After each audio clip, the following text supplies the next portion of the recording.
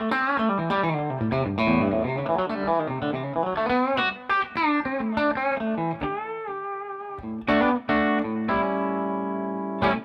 I'm Brent Mason. I'm here with the Magnatone amp, which I'm really digging it.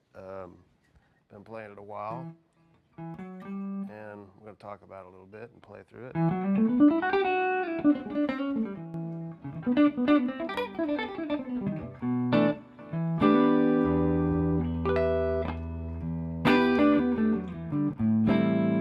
Well, when I started playing back, I was playing on records and stuff. I was using on a lot of the records, like Alan Jackson, Brooks and Dunn, and stuff like that, that kind of roadhouse country twang stuff with a Telecaster. I was using Deluxe, like my '67 Blackface Deluxe, and which it would start breaking up around 3.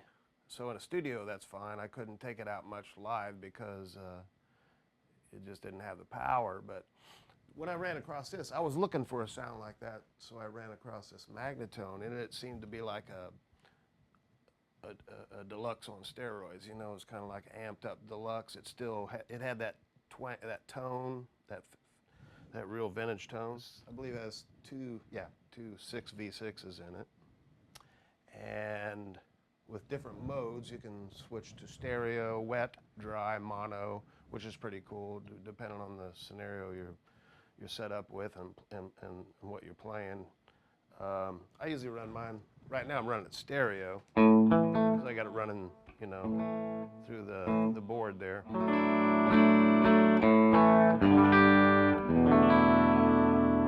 And it's just a great amp, because it kind of served my needs, because there was a lot of headroom with the input volume, no master volume. You could turn it up to 4 or 5. The mid-range is really cool. Sometimes you get amps with mid-range that you don't like what mid-range it's adding to it. It could be a high mid, low mid kind of thing. This has a nice adjustment there. They really went through this carefully, and the sound, Larry Craig went through this thing and got the sound right on it. I'm really liking it, and live it really speaks. It punches out. I just barely got it on 3. It's got a lot of punch right there. It's not even close to breaking up yet. A little bit, but you can really take that up.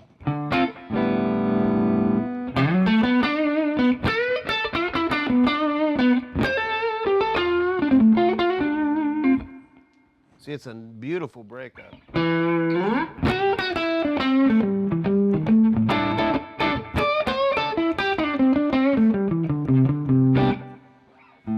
that was about on 4.5, and that's really nice. EQ, treble, I got it running, about 2 o'clock or so. That's a sweet spot for me. That mid-range is close to up and down. Maybe square up 12 o'clock on that. Bass, it's got a nice response right there, a nice full bass. Anyway, you got volume, treble, mid, bass, reverb, great reverb. Now you get to the selector switch. We got off and mono. Obviously, it's both speakers, mono. If you mic it, one mic, you stick one mic on it, you'll get, if you're running mono, that's fine. I got it in stereo right now. If you're recording, you might want to get 2 mics on it, on each speaker. It's just like 2 separate speakers running stereo. The wet dry, which splits it off, one reverb is coming out of one speaker, and the other one's dry, of course, just like it says. And then dry, wet, opposite. Intensity. Of course, the pedal over here is controlled. You got a speed, intensity, and of course the the remote switch, which goes from vibrato to tremolo. And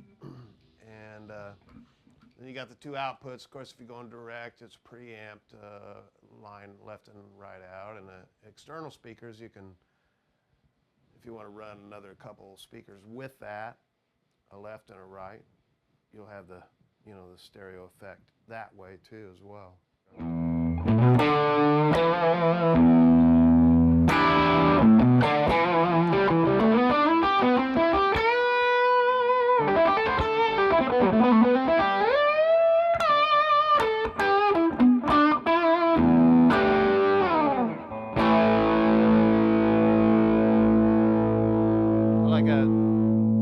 Just tapers off nicely. You know, some amps don't react good with distortion pedals. They start to go.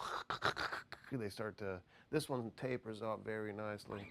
So I love an amp which reacts good with pedals, because a lot of stuff that I do is so versatile. I like a real clean, punchy amp.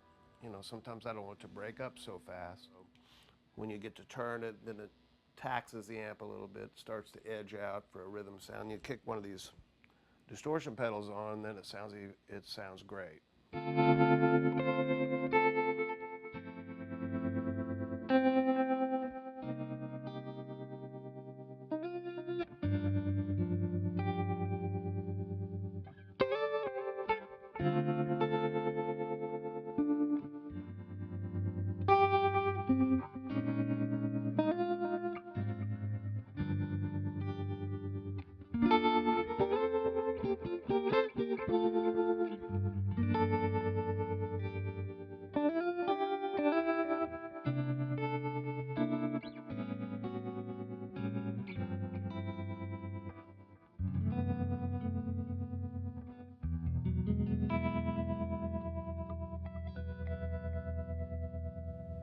So this external pedal is really cool. I got it set up on a vibrato. It's almost like well, it's like a univibe almost. I always like the vibratos, which is, it's cool with chords. It almost gives it a little wave, like a chorus depth, and still has the vibrato thing going. And I got this remote speed control pedal, which hooks up in the back as well. Really nice. You could control the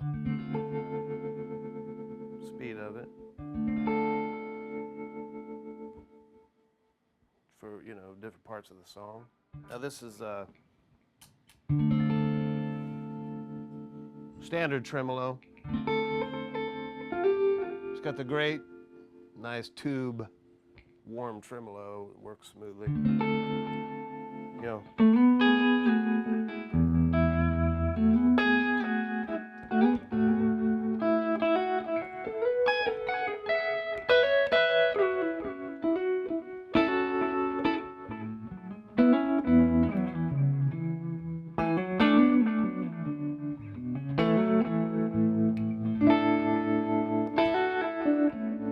I love that.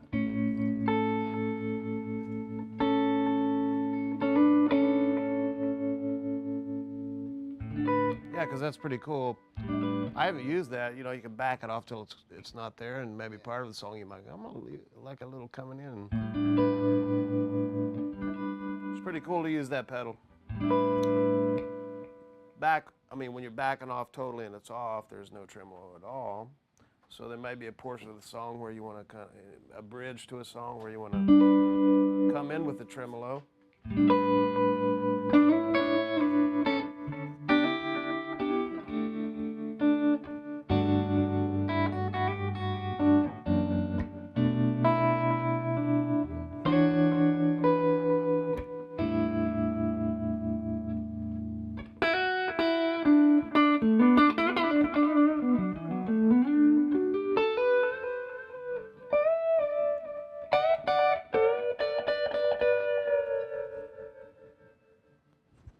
Cool sound. I like it. Really versatile amp and really user-friendly with the pedal and everything. It's got great. If you put these two pieces together and with an effects pedal board and stuff, I got a little something here that just your basic food group right there: distortion, compressor, equalizer, tuner, and a echo. I always have a tendency to, I love vintage sounds and amps that sound, get the big round sound. I was talking earlier about the deluxe Fender amp, and how that was my kind of like staple sound. I love that sound, but I never could find anything but that Fender amp that would do that, the deluxe. And this has a great, it jumps from the real fat mellow sound, like an R&B and rock sounds, to even this back pickup telly.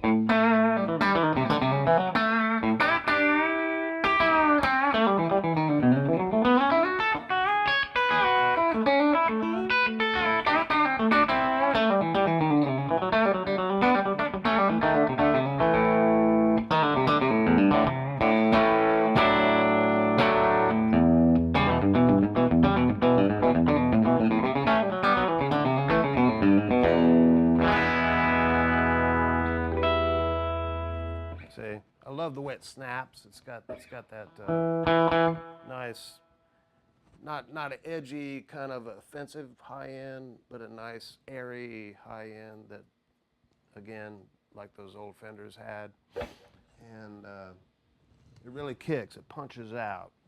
Some amps just don't jump out at you. This has that, you know, while it's sitting back behind you, it pushes and gives you a big sound. A good way to put it is it's like two deluxes put together with that power. And how could you get better than that? This has a nice scooped out sound. Not too scooped out, still has a nice warmth to it, a mid-range that's subtle. And of course, you can change that with the mid-range control knob, which does a nice scoop out or add to it. It adds the nice friendly frequencies to the mid-range, which is hard to find in a lot of amps. So it's got that going for it too. So it's important to have a good marriage between the guitar and the amps. And this guitar sounds great with this amp. And I've played Les Pauls through them and played Strats through them, and it's all consistent. They all sound good through them. Now the Magnatone amp, the history of it, I wasn't really too knowledgeable about them that much. I knew certain guys played them, Buddy Holly, Lonnie Mack, and I knew of them and of course respected them, but I was more, my dad played Merle Haggard records, and I would see all those guys or Buck Owens. I'd see Don Rich playing Fender amps like Super Reverbs and stuff. So I was more tuned in to Fender amps, you know. So I didn't know a lot about the Magnatone amp. I was hip to them, you know, from other genres, you know that. But when I got till I got hold of this, and they just look cool. I knew they've always been cool. I just didn't own one back when I was a kid or anything. And so I saw the old retro style look on them. I thought, that's really cool, although I didn't grow up with them. And the way they developed these, they made them a lot more versatile, I think. The amp is made solid. It's high quality. I mean, I haven't had mine long enough, but they weather really nice. They wear out. We all like that old weathered look, you know.